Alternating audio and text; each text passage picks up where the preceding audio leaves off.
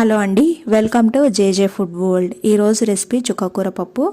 పుల్ల పుల్లగా కమ్మగా చాలా బాగుంటుంది. ఈ విధంగా చేస్తే అన్నం, పూరి, చపాతీ, దోశలోకి అయితే తినొచ్చు.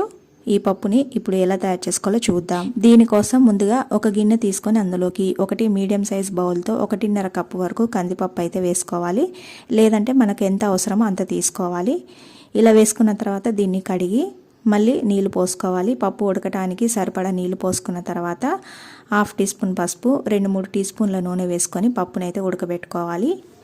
ఈలోపు దీంట్లోకి 4 లేదా 5 చుక్కకూర కట్టలు తీసుకొని చివర్ల మాత్రం తీసేసి మిగతాదంతా కట్ చేసుకొని శుభ్రంగా కడిగి పక్కకు పెట్టుకోవాలి. చుక్కకూర పప్పు వండుకునేటప్పుడు దీంట్లో ఎర్రకారం కంటే పచ్చికారం అయితే చాలా బాగుంటుందండి. దీనికోసం మిక్సీ జార్ తీసుకొని ఇందులోకి మన కారానికి సరిపడా పచ్చిమిరపకాయలు వేసుకోవాలి.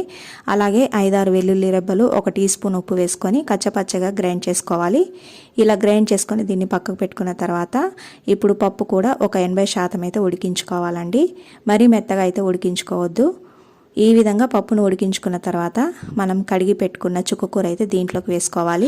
అలాగే మనం రుబ్బి పెట్టుకున్న పచ్చికారం, సరిపడా ఉప్పు అయితే వేసుకోవాలి. ఇలా వేసుకొని ఒకసారి కలుపుకొని 1 నిమిషం పాటు హై ఫ్లేమ్లో ఆకుకూర అంతా కూడా దగ్గర పడే వరకు ఉడికించుకోవాలి. ఈ విధంగా 1 నిమిషం పాటు ఉడికించుకున్న తర్వాత ఒక మీడియం సైజులో ఉండే గ్లాస్తో అయితే నీళ్లు పోసుకోవాలండి. పప్పు మనకు పల్చగా కావాలో చిక్కగా కావాలో దాన్ని బట్టి నీళ్ళు అయితే పోసుకోవచ్చు. ఇలా నీళ్లు పోసుకున్న తర్వాత మరొక 2 నిమిషాల సేపు మీడియం ఫ్లేమ్లోనే కలుపుకుంటూ ఉడికించుకోవాలి. ఈ విధంగా ఒక 2 నిమిషాల సేపు ఉడికించుకున్న తర్వాత దీన్ని పక్కకు పెట్టుకొని దీంట్లోకి పోపు వేసుకోవడానికి స్టవ్ పైన వేరొక గిన్నెను పెట్టి దీంట్లోకి 2 టేబుల్ స్పూన్ల వరకు నూనె వేసుకోవాలి. నూనెకి బదులు నెయ్యితో కూడా మనం పోపు అయితే వేసుకోవచ్చు.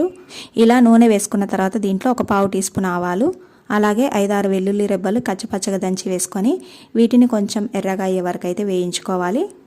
ఇలా వెల్లుల్లి కొద్దిగా రంగు మారిన తర్వాత దీంట్లో 2-3 ఎండుమిర్చి, కొంచెం జీలకర్ర, అలాగే కొంచెం కరివేపాకు వేసి వేయించుకోవాలి.